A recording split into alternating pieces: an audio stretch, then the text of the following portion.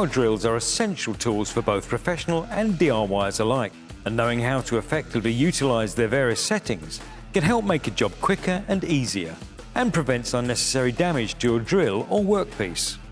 In this video, we'll be using the Sealey 20-volt hammer drill driver. Firstly, there is the chuck. This is where different drill and driver bits can be locked in and used for a vast variety of jobs. Some chucks require a T-shaped chuck key to tighten or remove the bits, but most drills feature a keyless chuck that can be tightened by hand, enabling drill and driver bits to be swapped quickly and easily. Next, there is the clutch. This controls both the speed and the torque setting of the drill. Different drills have different amounts of torque settings, with the lowest number giving the least amount of torque and the highest number giving the most amount. The speed is controlled by a switch on top of the drill. Most common drills have a 2-speed setting, with setting 1 offering low speed and setting 2 offering a higher speed. The softer the material, the lower the torque setting should be. And likewise, the smaller the screw, the lower the torque should be too. There are major issues that can arise from using too much torque when driving. One is the risk of overdriving the screw and sinking it too far into your workpiece. The other is that you may strip the head of the screw, which will make it difficult to drive further or remove if needed. If you have too little torque, then there won't be enough force to get the screw to the right depth. If this is the case, then a higher torque setting will need to be selected on the collar.